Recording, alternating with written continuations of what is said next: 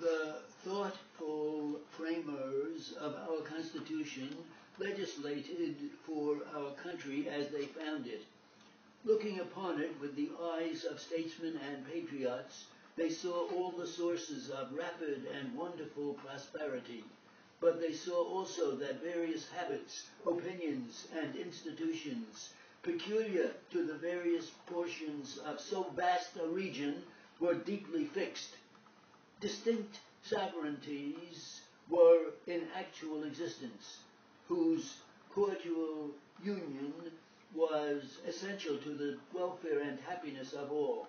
Between many of them, there was, at least to some extent, a real diversity of interests liable to be exaggerated through sinister designs.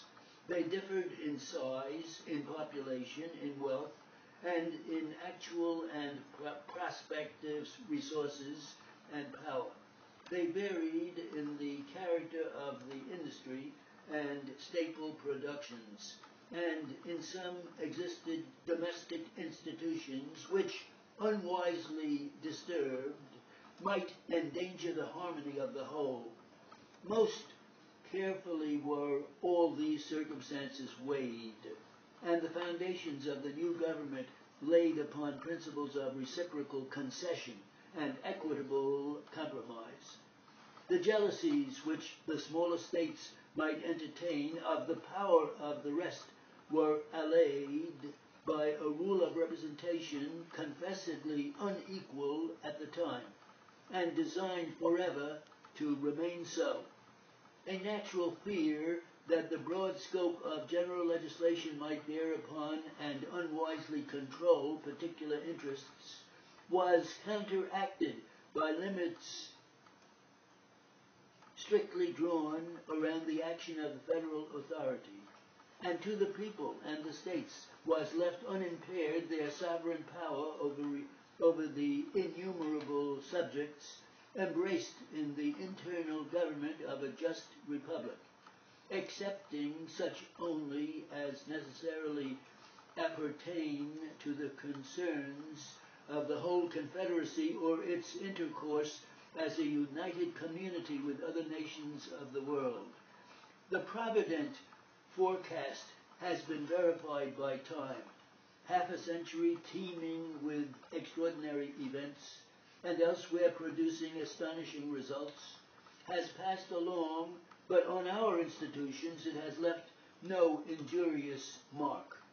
From a small community we have risen to a people powerful in numbers and in strength, but with our increase has gone hand in hand the progress of just principles. The privileges, civil and religious, of the humblest individual are still sacredly protected at home, and while the valor and fortitude of our people have removed far from us the slightest apprehension of foreign power, they have not yet induced us in a single instance to forget what is right.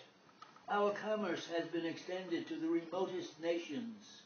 The value and even nature of our productions have been greatly changed. A wide difference has arisen in the relative wealth and resources of every portion of our country. Yet, the spirit of mutual reward and of faithful adherence to existing compacts has continued to prevail in our councils, and never long been absent from our conduct. We have learned by experience a fruitful lesson, that an implied and undeviating adherence to the principles on which we set out can carry us prosperously onward through all the conflicts of circumstances and vicissitudes inseparable from the lapse of years. The success that has thus extended our great experiment is in itself a sufficient cause for gratitude on account of the happiness it has actually conferred and the example it has unanswerably given. But to me, my fellow citizens, looking forward to the far distant future with ardent prayers and confiding hopes, this retrospect presents a ground for still deeper delight. It impresses on my mind a firm belief that the perpetuity of our institutions depends upon ourselves.